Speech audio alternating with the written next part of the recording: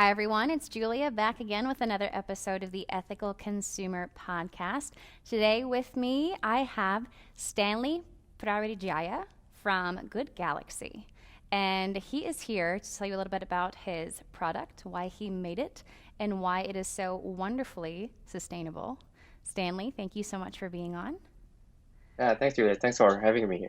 Most definitely. So you This is have this kind is of an my interesting. this is my first podcast ever, so this is a very interesting experience. Yay! Excellent, excellent. Now, if you could, just for our listeners to please say your full name for me because your last name is slightly difficult to pronounce, and I want to make sure that gets correct on air. Sure. Yeah, my name is Stanley Prawaridjaja. Excellent. Wonderful. Thank you so much. And Good Galaxy, tell me a little bit about how you came to be interested in food products. Did you have an interest growing up? Did you find this through school? What led you here? So my background is actually in food science. I have my bachelor and master degree in food science from Iowa State University. Okay, excellent. Right here in my home Yeah, state of Iowa. yes. So yeah, I've been in the food industry. Well, I graduated in 2003, so I've been in food industry for about 17 years now. So Okay. yeah, and I've been working in the ingredient industry as well as in the CPG companies. So, in addition to working in the ingredients industries and the consumer packaged good industry, were you inspired from your work in that industry or were you inspired from something else? I mean, other than my interest in food, um, I'm also very I have a lot of interest in protecting the environment, and also I have two young children where because because we have because of our busy lifestyle, we we always try to find nutritious food that we can provide to our children. And since my background is in the food industry, I've come to learn a lot more about nutrition, about what goes into foods. So we're always been conscious about what we give them. Yeah, because we are um, always trying to find something. Sometimes because we are so busy, we just trying to find something quick that our children would like to eat. So giving them sandwich are just the fastest and easy and quick way uh, to give them snack or food or breakfast. But we are always conscious about what we want to put inside the sandwich. So Mm-hmm. we always try to avoid products that has lots of sugars uh, or products that has empty calories in it. So we usually stick with peanut butter, like an all natural peanut butter, because we know, peanut is because our kids don't have any peanut allergy. We know Mm-hmm. that peanut butter has good source of is a good source of protein, has healthy fats in it. But then we are limiting ourselves to just peanut butter. So that's Of why course. we are looking. I'm looking into. Uh, I was thinking about maybe I can create something else that they would enjoy, but it's still nutritious. And that's how Good Galaxy came about. Because uh, I was playing around with some formulations on making a chocolate spread, and thinking of, well, how can I make this chocolate spread more nutritious, but as well as uh, that my kids would enjoy as well. Um, so I started playing around with reducing the amount of sugar, using healthy fats in it, and adding protein in it to substitute for the milky flavor in or the dairy notes in that's commonly found in chocolate spread. And I've had this chocolate spread, guys, and it is super good. I actually had it with peanut butter on a sandwich for lunch today, kid you not. I've had it on pancakes so far. I've had it on a spoon. Many times. Just taking a moderate spoonful out of the jar. And it truly, you said you use the protein to kind of account for the creaminess because these are completely vegan. There is no dairy in it and there is no palm oil in them, which we'll get to a little bit later as to why that was important to you and important to a lot of people in the food industry now that are kind of starting to see some of the negative effects on commonly used ingredients. And we'll touch on that in a little bit. But you have three flavors. You have the hazelnut, the peanutty, and then the regular chocolate flavor. Is that correct? Yes. My favorite Okay. And is which one was first? the first one that I created was actually the chocolatey one. And Okay. from there I expanded to, mixing it with peanut flour and as well as hazelnut butter to create different flavors. And my favorite is actually chocolate hazelnut. Um, Mixing it with so having like a sandwich with sliced banana and chocolate hazelnut. That's my all-time favorite. That would be good. The hazelnut one was my favorite as well. I'm a big fan of hazelnut and a previous fan of Nutella, but now I have Good Galaxy. So, but really, the protein and the fiber, I've looked at food for a long time from a nutrition stance as well.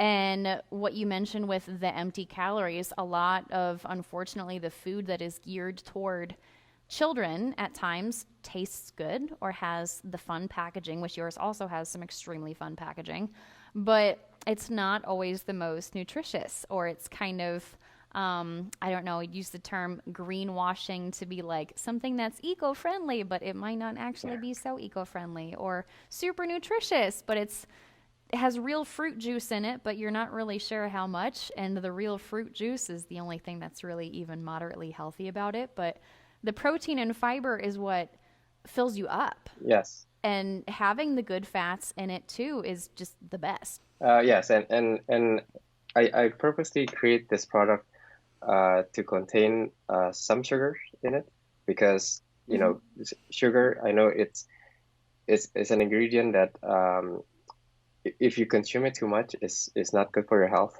But I think in moderate amount, it's still okay to be consumed. Besides, the sugar is our main source of energy for our body.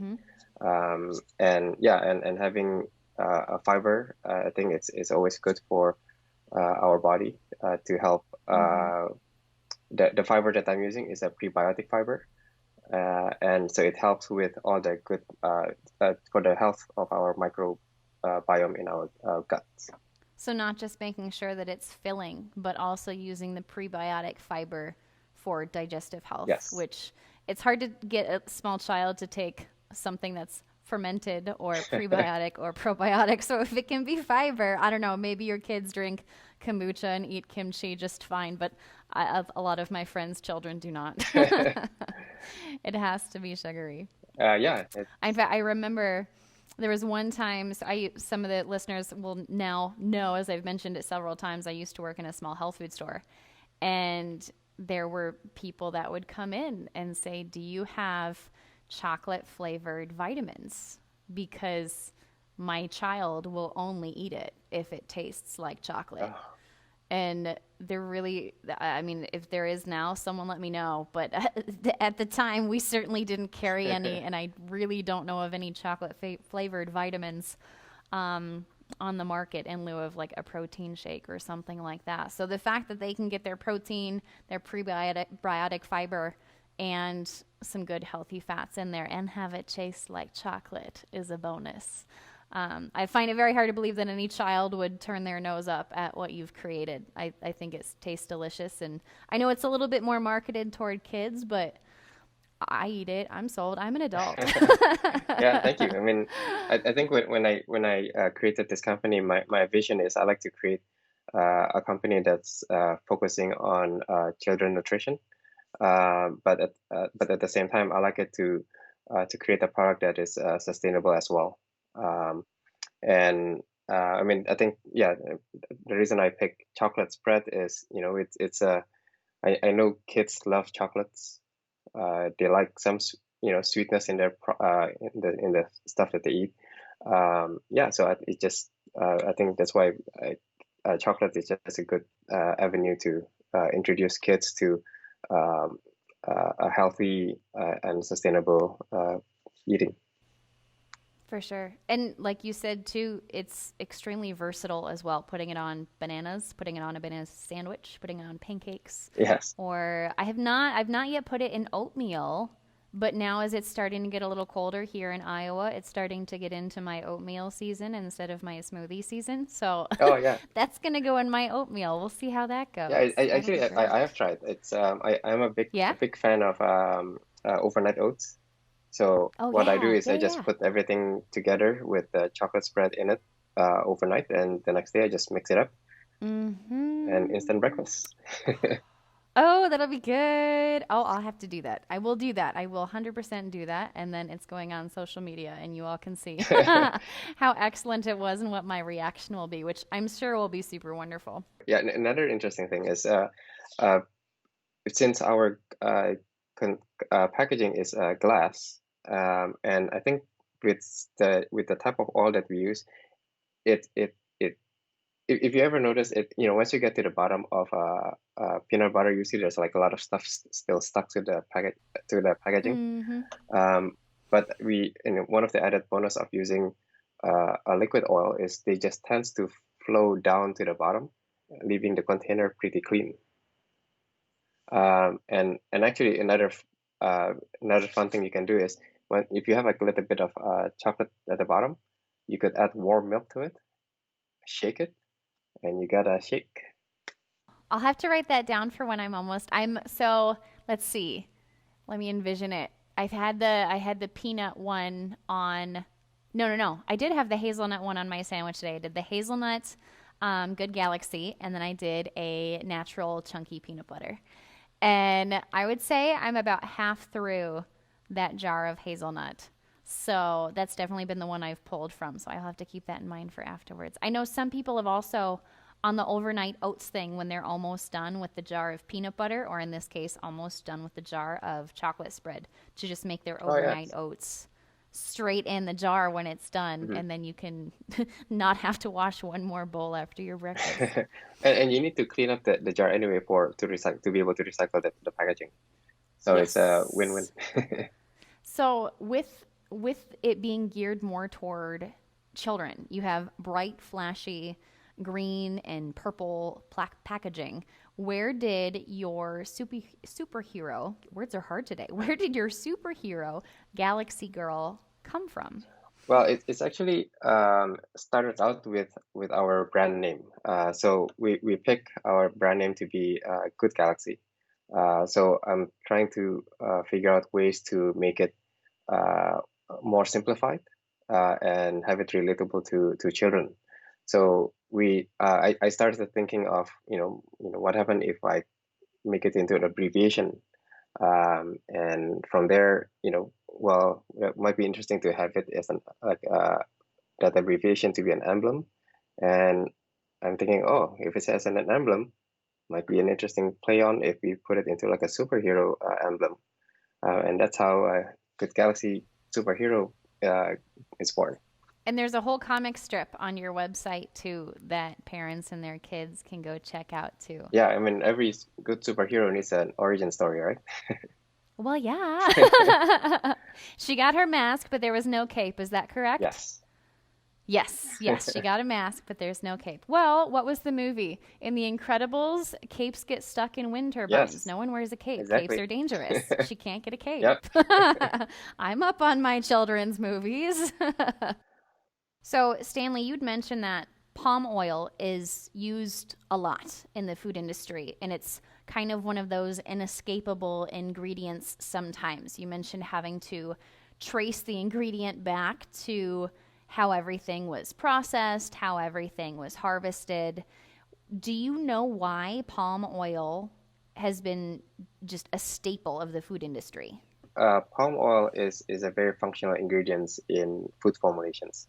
Like when I mentioned, there's when I simplified oils as liquid and solid Mm-hmm. oil, it's because uh, those two oils are used in different types of products. Um, so, for example, when you make a product like pie or pastries, Mm-hmm. those type of products you typically would use something that's of a more solid oil Okay. versus liquid oil. Um, and in the if you trace back the history on how those products are created, those are typically made either using butter or lard, and because they need that solid oil functionality in order to make the texture of to get the texture of a pastry, or to get the consistency of the pie crust. Sure. When they when the food industry switched from using butter and lard, they come up with an idea of using hydrogenated oils, because by hydrogenating liquid oils, you remove the unsaturated fatty acids from, let's say, soybean oil. Mm-hmm. You convert that into convert the fatty acid into saturated fats, which turns it into a solid fat, and becomes a functional ingredient in those type of recipes. But then as the science progressed, they found out, oh, when we hydrogenated when we hydrogenate fats, we also created something called trans fat. Mm-hmm. And that's when we learn more about how unhealthy trans fat is, then we start to the food industry responds by trying to remove product that contains hydrogenated fats. Sure. And that's when palm oil comes in, because palm oil they can process palm oil so that it creates uh, the properties to be similar to a butter or a lard, um, and that's and those are great ingredients to substitute the hydrogenated fats.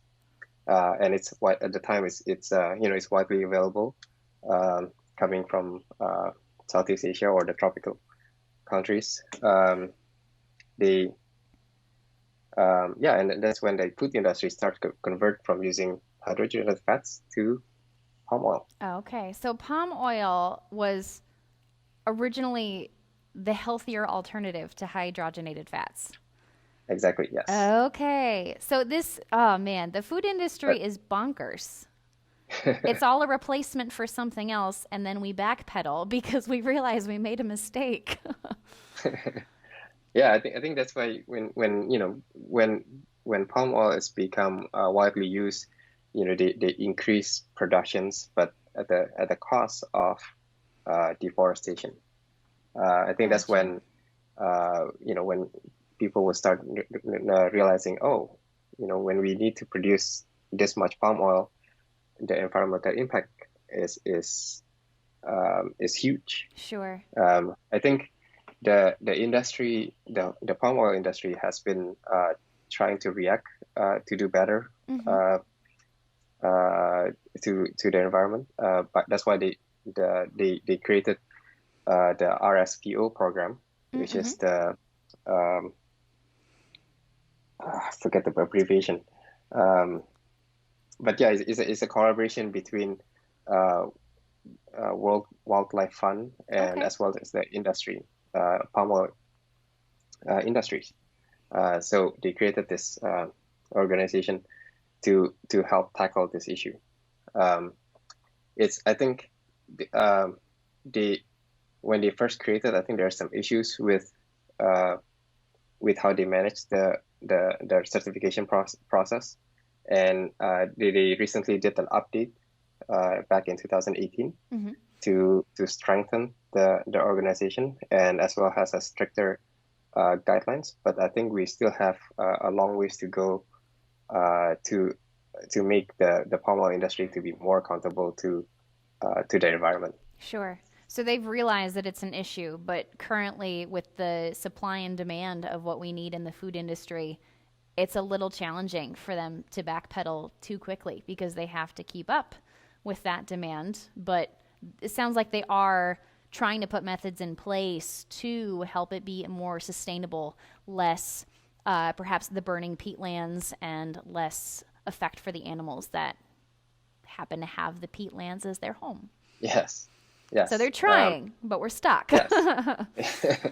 Yeah, I think they yeah, that's why I think they from what I understand is that the organization do a 5-year review of their Okay. program. And yeah, I think they definitely have room to do more. Because when I look at their data, I think they mentioned that only 20% of the global palm oil is certified by this organization.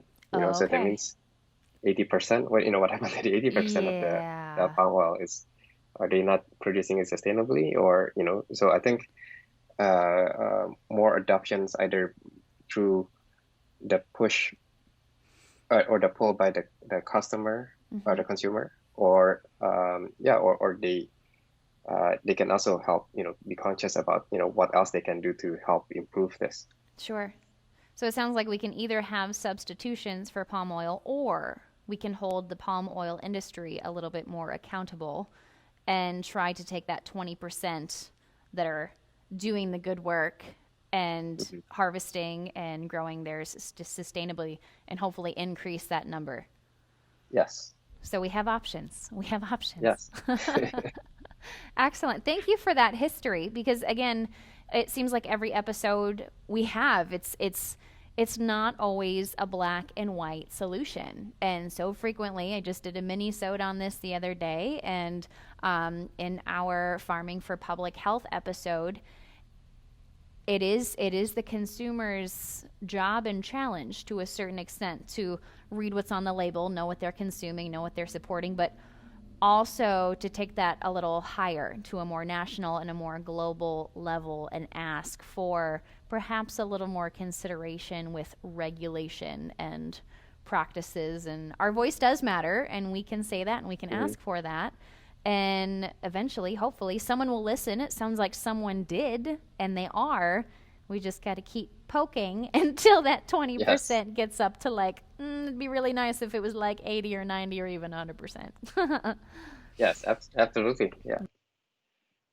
When we get a jar of peanut butter or a jar of chocolate spread, and not to, again, never to bash or belittle any other company that may be using this ingredient because they just don't know better or they haven't yet switched over. But if we see one that's extremely, I guess, consistent, like you said, it's not a suspension anymore. It's homogenized. Yes. Or homogeneous. Well, it's a butter. It's a spread. You can no longer tell that there is an oil in it, and you can no longer tell that there are peanuts in it or almonds or whatever you have. It is one smooth consistently. Yours does achieve this, thankfully. I mean, every natural butter and spread does require a little bit of mixing, but that's not a bad thing, because that does mean that it's still a suspension and not necessarily with the palm kernel oil and other things that perhaps, I don't know. I like to know what I'm eating, and when I see a brown or a tan colored spread and I can't tell that there are any peanuts in it, I get a little concerned, I guess. I'm used to the natural peanut butter. I know some people are like, nope, smooth and creamy or no dice. But I like to see my food, and I like to know that there's real food in there. Maybe that's just my opinion, but it sounds like it's yours too.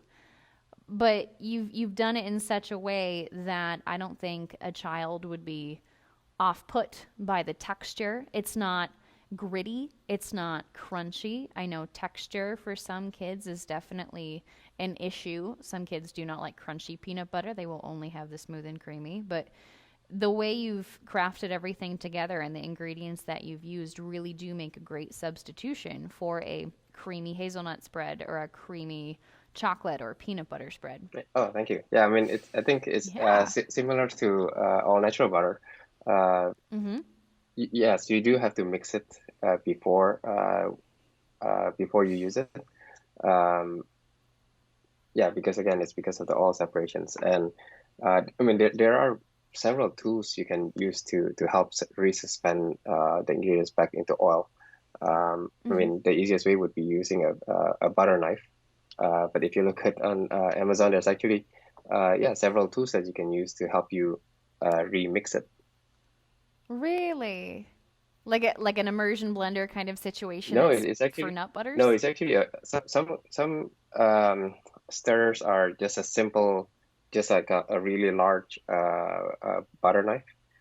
There's Huh. some fancier ones where it's actually has a lid that where you can actually turn um, to mix the ingredients together.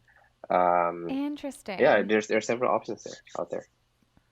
We'll have to feature that because of that again with kids too. I mean, and adults. There are some very picky adults out there, but when it starts to separate, really all it does take is a good mixing. Again, my jar of peanut butter today was completely fresh, so there was about an inch Yes. of separated oil and then a layer crunchy of peanuts and then a more consistent type of matter below that. But I did use a butter knife. It wasn't too bad. It was also a gigantic jar of peanut butter. We buy that in bulk. So it was an effort. I'm going to have to write that down. Look up nut butter mixing utensils. Yeah, I Noted. can Thank you send for you that. a couple of links, so you can see what some examples of mixers. I would love that. Okay. Yeah, most definitely. Yeah, especially for the little ones or the pickier adults that are like, nope, nope, it needs to be one thickness, one consistency. Yeah, My brother was like that as a child. and I don't know. I mean, like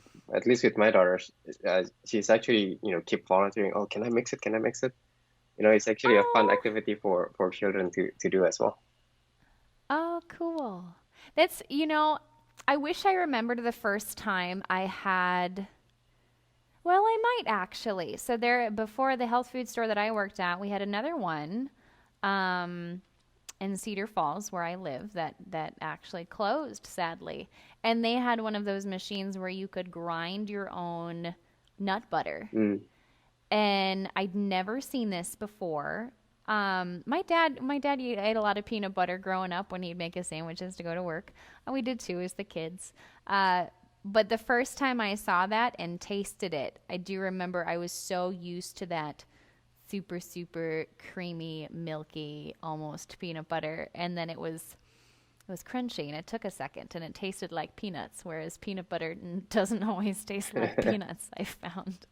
So it's wonderful that they get to see that. And I mean, obviously, you're raising your kids on these more natural and whole food based products, so that's familiar to them. But I think for a lot of kids, perhaps growing up, maybe they don't always realize what's in their food or where it's coming from either, and that education is really important. I know I didn't discover a lot of this stuff until I was, perhaps high school, college, adult, just because I was never exposed to it, I guess. Yeah, I mean, I think that's why I having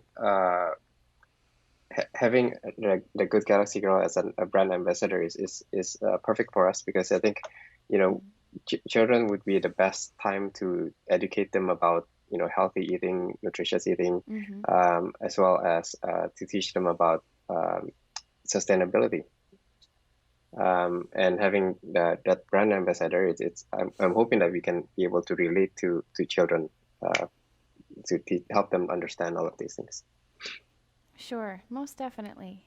It's starting them young, I think, is extremely important so they grow up with that information. But then, of course, learning it at any point down their journey into adulthood and exploring what they're eating, and especially once they get to make decisions for themselves when they get to high school or I guess in junior high, when you start going through the lunch line and being able to pick what you want to eat, they can make those good decisions instead of, oh, it's pizza day. Yes. Oh, now it's pizza day every day. I'm going to eat pizza every day.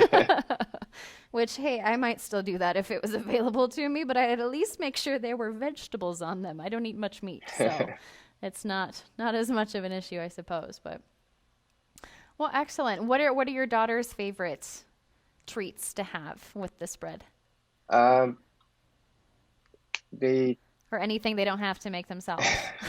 well, right now it's in the morning. I think at least my older daughter is she's old Hmm. enough that if she's hungry, I just tell her, well, you are old enough now, you can help, prepare your own sandwich if you like. Yeah, and Sure. that's typically, like they would add, sometimes they would put it on cereals, or sometimes they would just make a like regular sandwich with chocolate spreads. Hmm. I can see putting raspberries and strawberries on it, or even dipping strawberries, and it would be delicious too. I have not yet tried that. Oh yeah, or even with pretzels, it goes great with pretzels. Oh, sure. Sure, sure, sure, sure. Oh, that would be good. Yes, please. Glorious. A little bit more on the palm oil, just because I pulled some facts from palm oil harvesting and the deforestation that goes on too. You touched on it earlier. Not only is it a better form of fat, or pardon me, canola oil is a better form of fat, which you use, and there are more out there as well that are just going to be better for the health of everybody who's consuming it and also the health of the environment. I did not know before looking this up that actually the ground where the deforestation happens it's peatland in Indonesia. It's not something that we would have here in the US as far as I am aware of. But peat, as in like peat moss, it's extremely carbon Hmm. rich. And when it's heated, which unfortunately happens because fires, that's the biggest issue. One of the biggest issues, I suppose, is that just mass fires are used to clear the way in order to plant and harvest the palm oil. And when you burn this away, the ground actually heats and can turn into coal. Hmm. So you have these fires that, when left unchecked, start to heat all of these layers of peat down into the earth, and they continue to emit carbon even after the fires have burnt out. If you think of like picturing a volcano that has erupted and it's done erupting, but all of that lava underneath is still super, super hot. All of those emissions are still going into the air. Hmm. When humans walk on them, there's burning. I think that was my unfortunate first introduction to palm oil and why it's not the best thing to be using was unfortunately seeing a picture of an orangutan that had been in the way of a fire or walked through. I do not remember at this specific moment, but that was just an extremely sad thing to see that I think not a lot of people realize. And you see palm oil on perhaps the ingredient label, and you don't really know what it is, but you know it's an oil, and you're like, okay, there's an oil in here. It's got to be buttery. It's got to be creamy. Might as well put oil in it. But just like you said, nutrition wise, not oils are created equal. Nutritional value and economic or environmental impact. Pardon me. Words really are hard today. Pardon me, guys.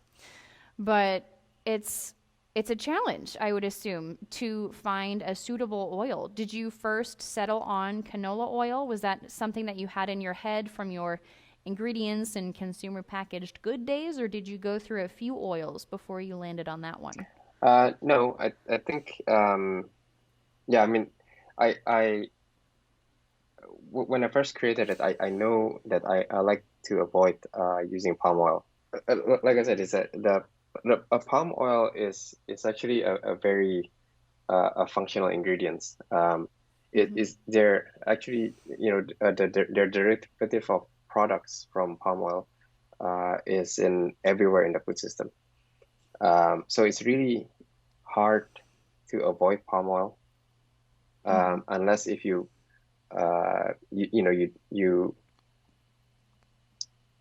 trace every ingredient to where it's sourced. Did you experiment with you went straight with canola oil then? You knew you didn't want to use the palm oil, so you went straight with canola, or did you try other oils beforehand in your mixing process? No, I went straight to canola oil.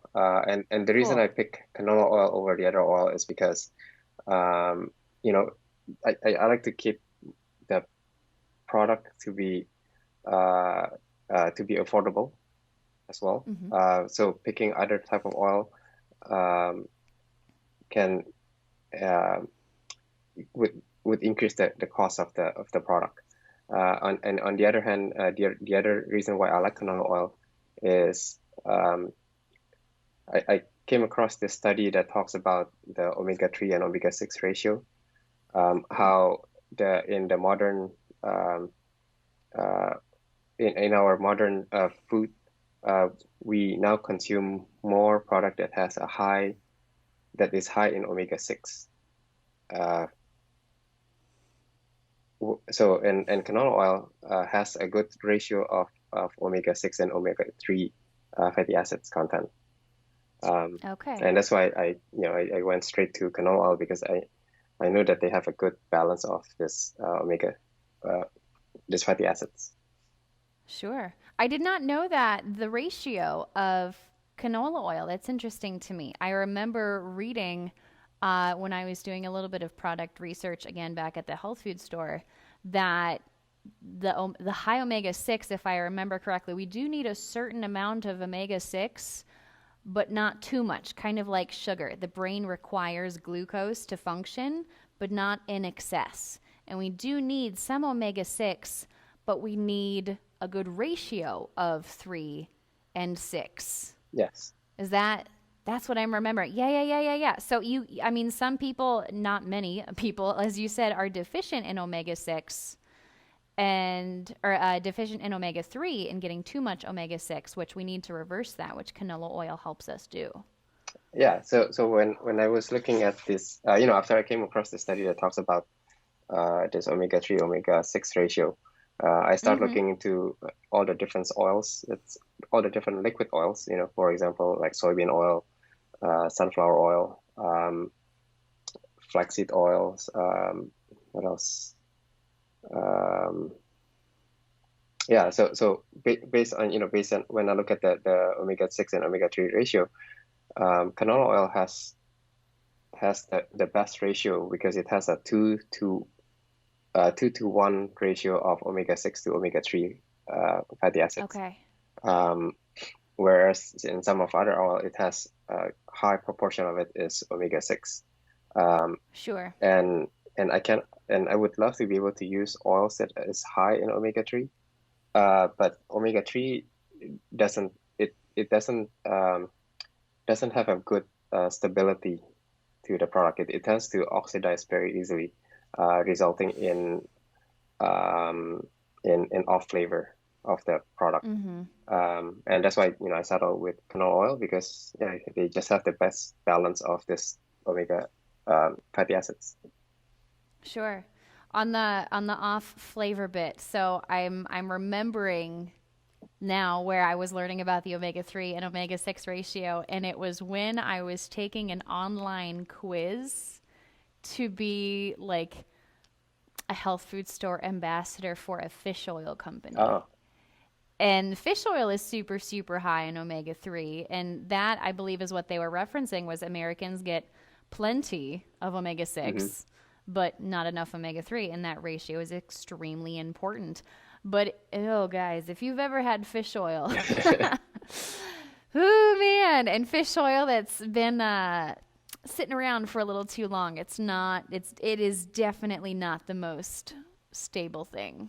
Yes. Not so pleasant. It's not so pleasant. Yeah, I mean, in products like flax seeds, where it has like high omega-3 content, it's okay when it's inside the seeds itself, but once it's taken out of the seeds and then it's exposed to air, that's when it starts to degrade and oxidize, and that's where that you get all that fishy aroma or rancid oil flavor.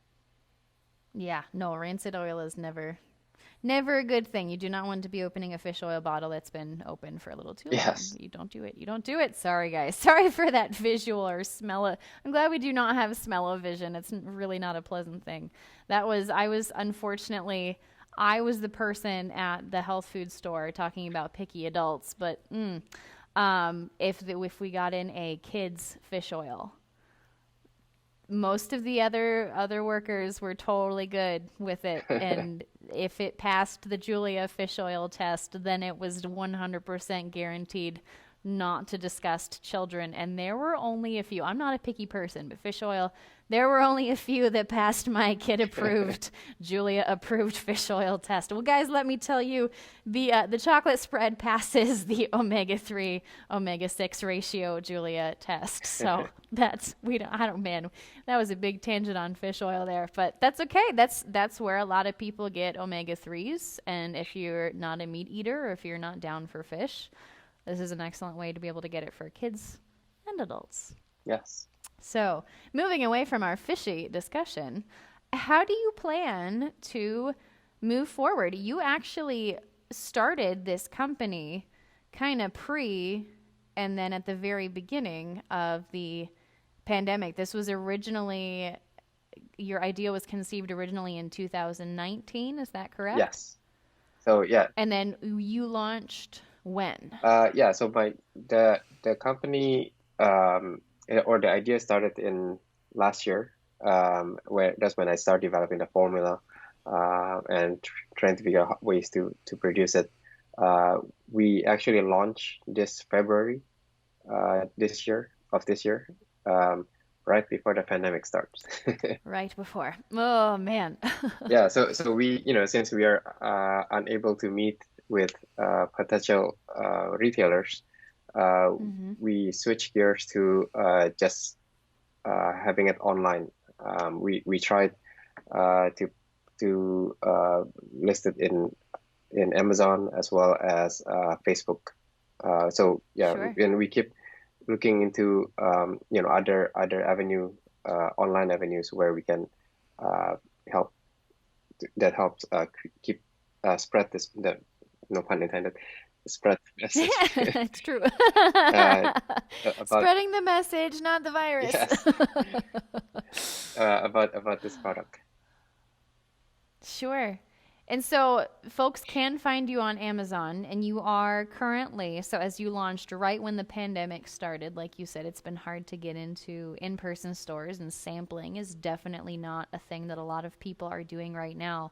You are based in California. Are you in LA? Yes. Okay. And you said you have a shop that does have yours on the shelves in Redondo Beach. Was that correct? Yes. So I managed to meet at least one store right before the pandemic closed and the pandemic started. And yeah, I mean, we currently carry it in this one store at Redondo Beach. Okay, excellent. So you got a foot in, and it will get there. It will get there.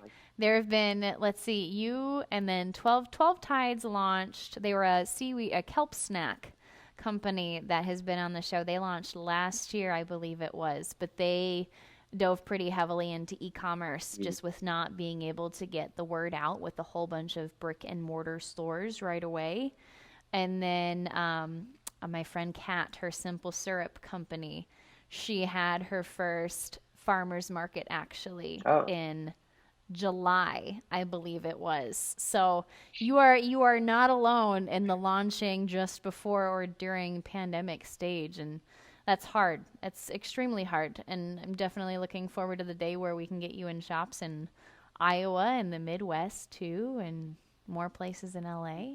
Yeah, I mean it's definitely challenging because I have two kids that now they're staying at home the whole day. So I keep Sure. So I have to help manage them during the day. And my wife works full time, so I'm mainly in charge during the day, and just have to try to work at night.